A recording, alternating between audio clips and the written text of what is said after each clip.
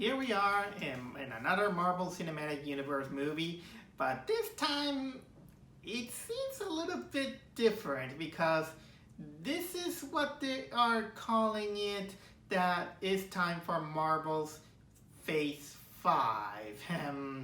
Man, that I wouldn't even call it kind of Phase 5. Normally, the phases technically end with the Avengers movies, but this, if you want to call it Phase 5, then let me right at the get-go say that Phase 4 suck. Phase 4 suck. A lot of those movies suck, and the TV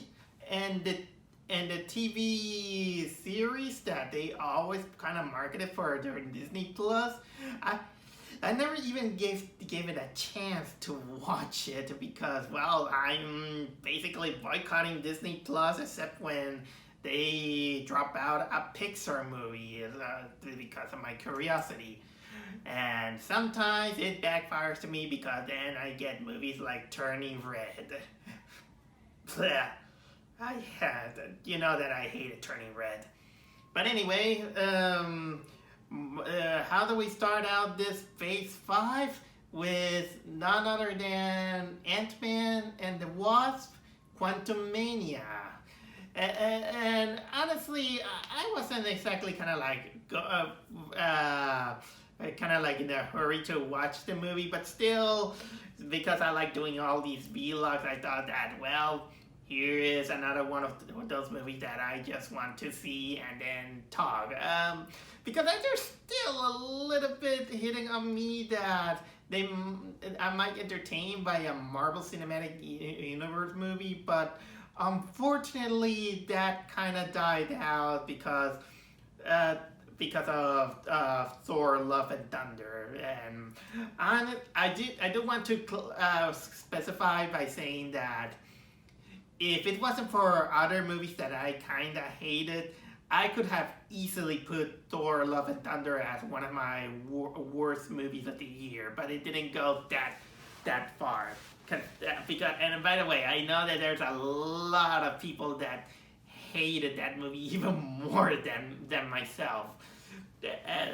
But I can't deny that Thor: Love and Thunder really killed off my anticipations for and my expectations for any Marvel Cinematic Universe, and so much that I even hear the lineup of this new phase, and of course they announced a new Avengers movie, and in my mind it was like, you know what, I kind of don't care, but not in exactly kind of like a mean-spirited way. It's just that it felt that it kind of felt like the magic kind of dry out because the whole scene with the Infinity Wars, it felt like a lightning in a bottle, and it was kind of, how can I say, it was kind of like a spectacle. It was something big and all these things. But then, of course, the Marvel Cinematic Universe then kind of became a little bit too self-aware of themselves, to the point that they even kind of have this woke agenda. They become so full of themselves, saying that they can change the world, and that kind of harms it a lot, the Marvel Cinematic Universe. I mean, I wasn't even the kind of guy who will say that Black Panther, Wakanda Forever was the greatest movie ever, but no, it wasn't. I found the movie okay, but you had to go through a lot of boring parts that well, apparently people think that it was the most important movie in history, to the point that it's been nominated to the Oscars in some categories. And I wouldn't go exactly that far. Not even the first movie I wouldn't go exactly kind of like that far. Because there are some things that I do have problems with it. So honestly, please, if anyone of Marvel is listening to me, kind of stop being a little bit too full of themselves, saying that your movie is changing the world or something like that, because it isn't. If the movie kind of changes the world, it mostly kind of, I will say that this kind of things happen usually by a happy accident or a stroke of luck on how people sees it. So this is a little bit kind of like my stance on the Marvel Cinematic Universe now, to the point that I didn't that I just went to see Antman and the Wasp: Quantumania mostly out of sheer kind of like movie going experience. But I wasn't technically kind of like expecting high grand art. I was just kind of a little bit praying that Kevin Feige doesn't add up too much of his social agendas that it always wants to put out on those Marvel movies. Although I will again reiterate that while it's not exactly a bad thing, because let's face it, every art technically has a certain way to in which the audience wants to talk to the audience, and in socially political stuff. It has been done for years. But anyway, I was just expecting kind of like something that actually entertained me in a nice way, without thinking about it. Although there are some media that are gonna tell you that they're gonna find a kind of like a way to politicize the whole things, but I didn't want it to go exactly that far. I just went, okay, Ant-Man and the Wasp. I liked the first Ant-Man. Many people say that it was bottom tier, the last one. I thought it was okay in my way. And now I finally saw Quantumania. I heard the reviews are kind of low on this one, but I want to say that Ant-Man and the Wasp: Quantumania, it's just okay.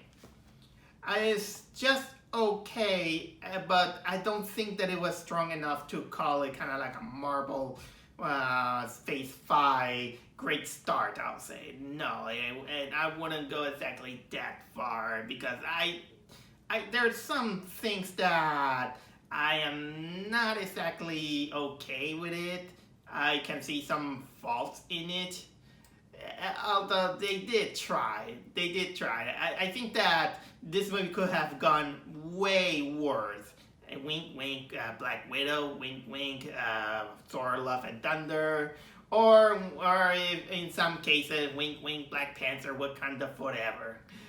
I'm sorry, Wakanda Forever. I know I like it fine, but I can't deny that some people giving some flack into it. And they're valid. Sometimes they're valid what they're saying. Any argument can be valid as long as you kind of gave it a kind of like a nice argument into it.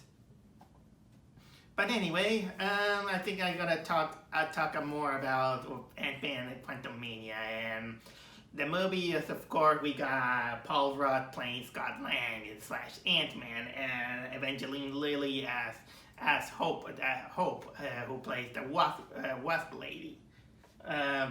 But anyway, the thing is that Scott is enjoying being recognized as one of the Avengers and all these things. And by the way, this movie, just like the first movie, this one has a little bit of product placement with Baskin Robbins. You know what? Now I'm wanting ice cream. This movie makes you want ice cream. Good for you.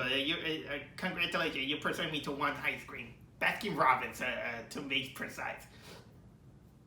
But anyway, the movie mostly kind of like centers that Scott Lang's daughter, Cassie. She's become kind of like a social activist, and she also gets into the study of quantum the quantum mechanics, alongside Michelle Pfeiffer and what was it? I always forget the name of it. Michael Douglas. Yeah, Michelle Pfeiffer and Michael Douglas, who they are kind of like the guys who initiated the quantum theories to make things bigger and smaller and all these things. And she basically invented a machine that can make contact with the quantum zone. That's what they call it. But unfortunately, Michelle Pfeiffer, she's like scared, saying, "No, no, no, no! Turn it off! Turn it off!" But then everyone gets sucked into the quantum zone, which is kind of like a world in itself, in a very, very, very, very microscopic world. And little that they know is that they get entangled with a war that involves the quantum citizens, and they're battling a resistance against this guy named Kong, the Conqueror, who basically is waging war against them. He's trying to find a way to get into and to grow into his size here and there, and a lot of things kind of happen. And you know what? I'm the kind of like the guy who is not exactly the best way to describe in a synopsis any Marvel movie, because it's a lot to hang out. Sometimes a lot of superhero movies, it gets me trapped into that. So I mostly have to talk about kind of like the elements here and there. Obviously, as a guy who actually liked the Antman movie, I can feel that I like the family dynamic that the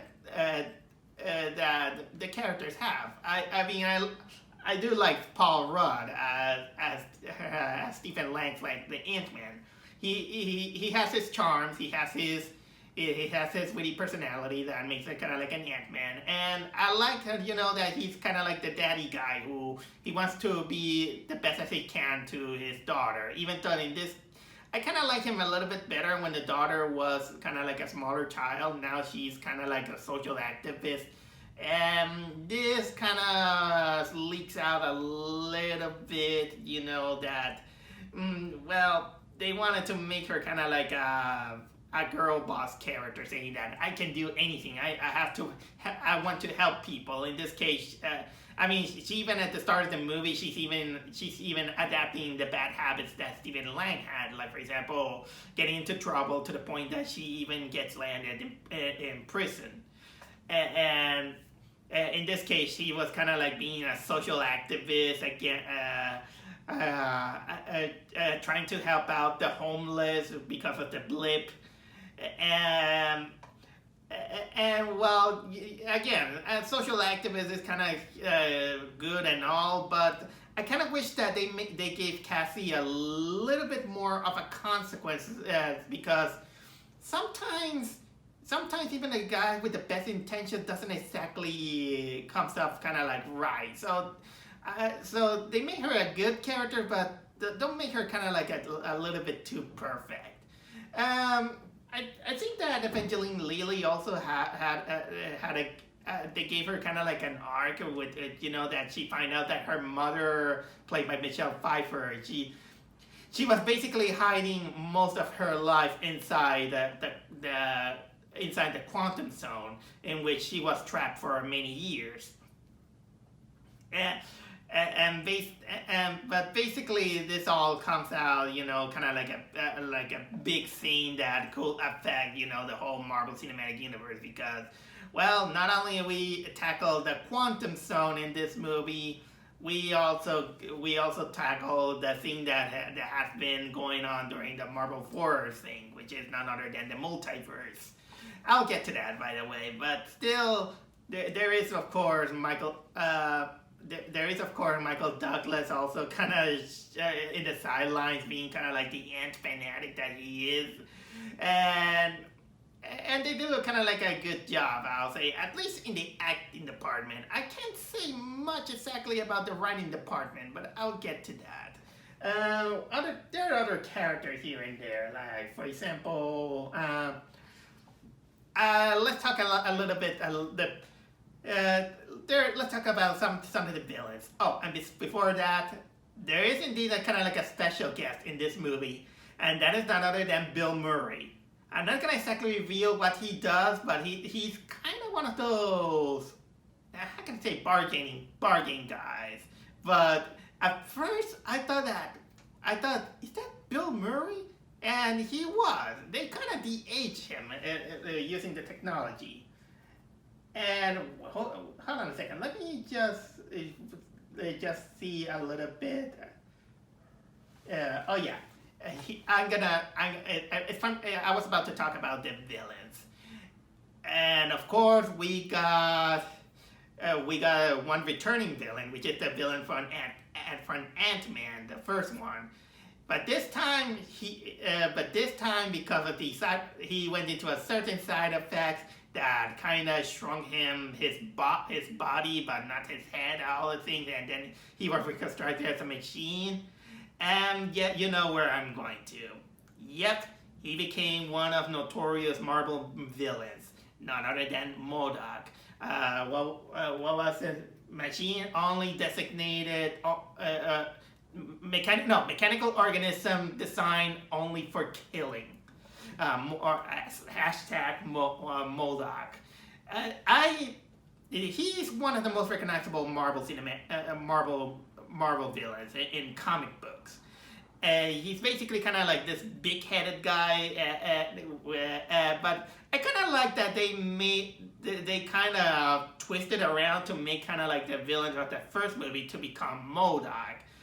Although the CGI is a little bit questionable at best, as well as kind of like his usage.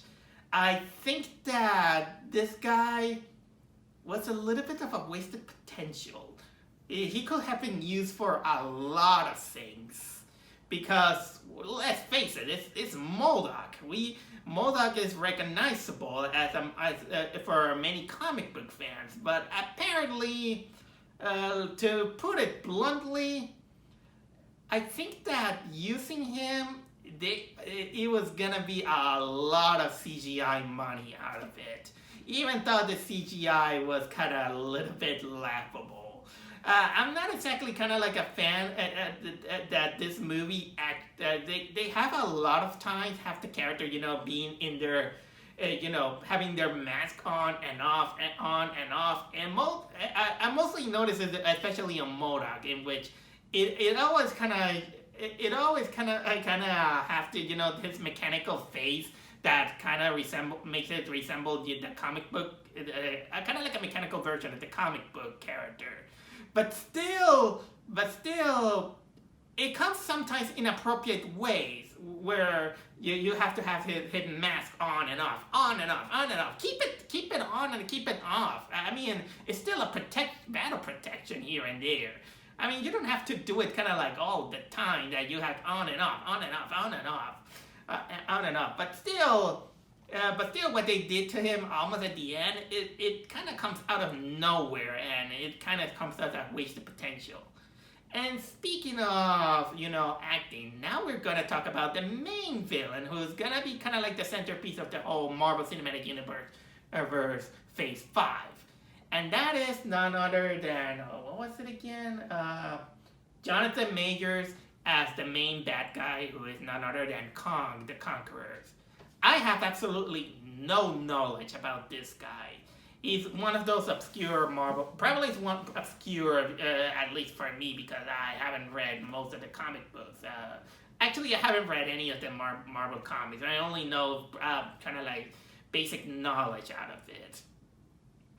And one thing that I noticed in many of the reviews is everyone kind of saying that Jonathan Majors is kind of like the best part of the movie because he is a great actor. He's intimidating. He has the presence. I'm sorry to say this, but I wholly disagree.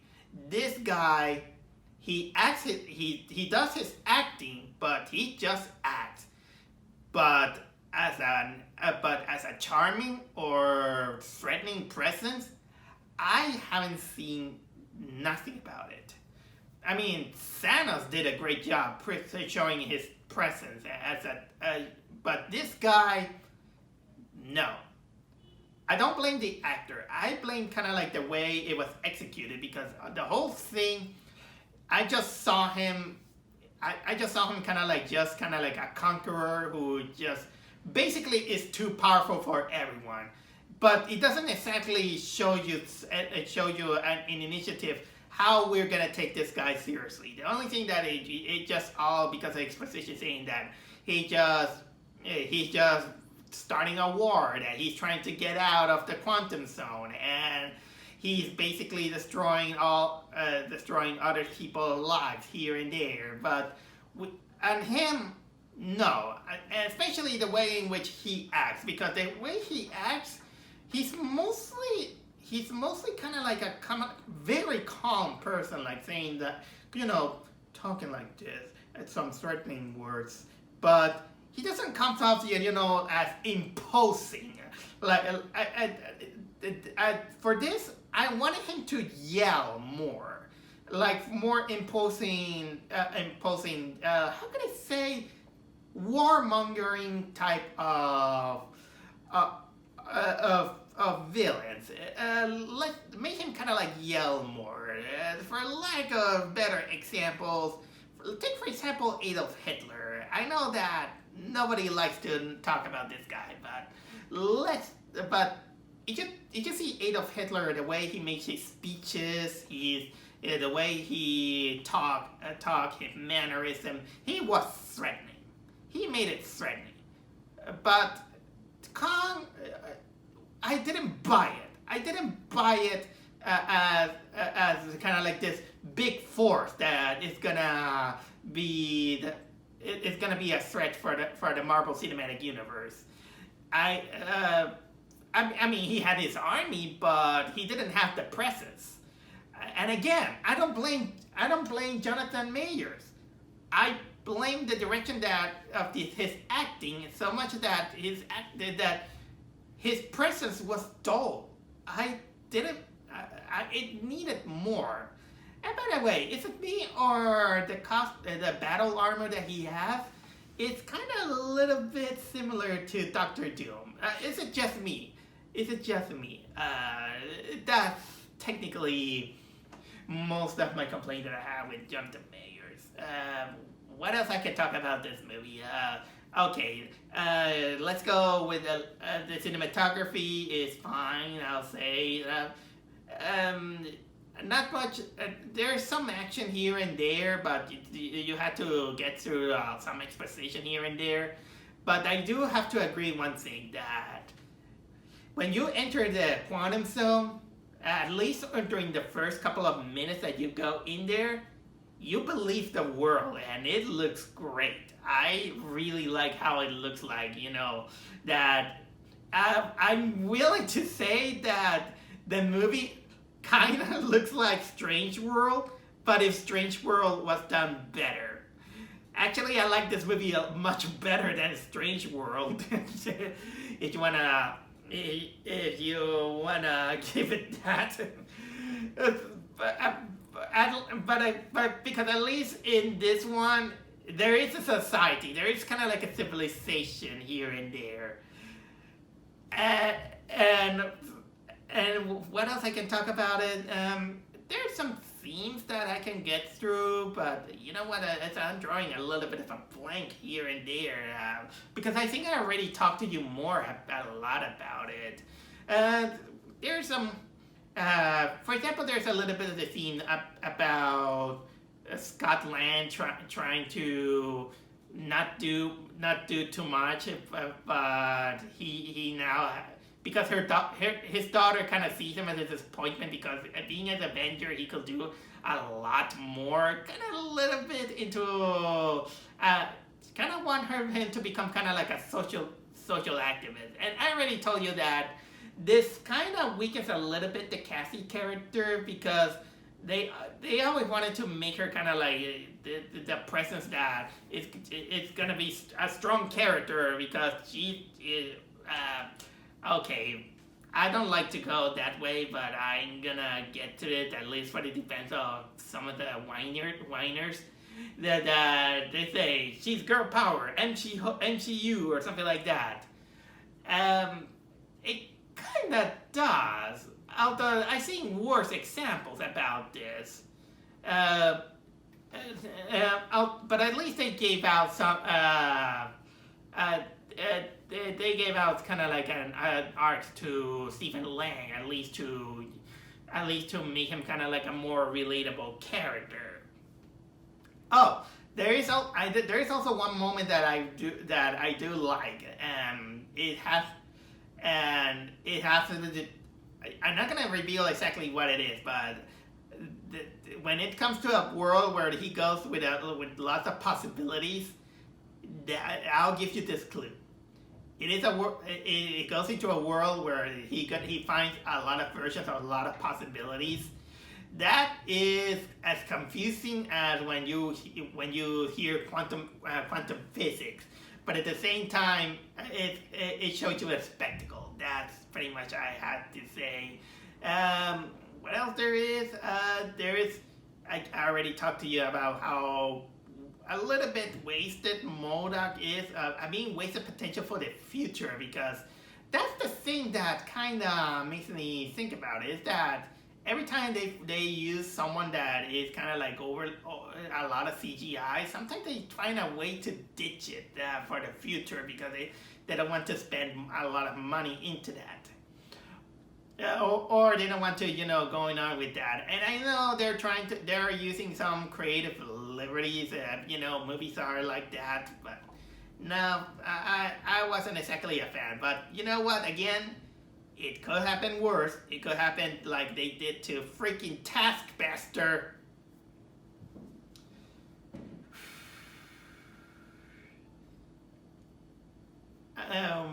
What else there is? There's a little bit of a side note. I will say that there are ants in the movie, and Michael Douglas comes up with a line that that he says that, you know what, there's some benefit on socialism. On paper, I will say. I'm not gonna go exactly into politics, but I wouldn't call exactly benefits of socialism. Have you seen Cuba? Cuba is one of those examples of socialism that is not as, I hear that it's not exactly, in the best economic ways. But but you know what, disregard that. Probably I am not exactly into the politics. Oh, I remember what I wanted to talk about it, and that is a little bit of a negative that I do have with the movie, is that sometimes it still wanted to play out cute sometimes, and when it wants to land the jokes, it is always hit or miss. Although, granted, it's more restrained than compared to Thor: Love and Thunder. But sometimes when they want to, land kind of like a joke, it's either hit or miss, and I can't tell if the audience are genuinely laughing or they're just awkwardly laughing. Although they did a couple of laughs here and there, and I was and in my mind it was like, was that kind of like a very funny moment? It's always now hit or miss when they always trying to, kind of go on with the Marvel humor nowadays, and they're always kind of like hit or miss in this case. But again, it could happen worse. It could happen Thor: Love and Thunder, or it could be as boring as the Eternals. So I think I already talked enough about Antman and the Wasp, Quantumania. Overall, I found it okay. If I could give it kind of like a grade, I would give it a B-. It's kind of like a B- movie that it could happen a worse Marvel Cinematic Universe here and there. But if you want to make this movie as the starter of Marvel Phase 5, I don't think it worked. And again, I disagree with people saying that Jonathan Majors was the highlight of the movie because he wasn't threatening enough, and they want to prepare this guy for the future. And I'm like, that guy, please do more, make me more believable that he's a threat, because honestly the stakes, you could have made a movie that it takes in a small world but with big stakes, but it didn't show exactly that. It was only just saying that this guy is technically the biggest threat in the universe, but they didn't build him up as well as Thanos. So this was just a tiny disregard that I have for a movie that it wants to play out big. That's pretty much what I have to say about this one.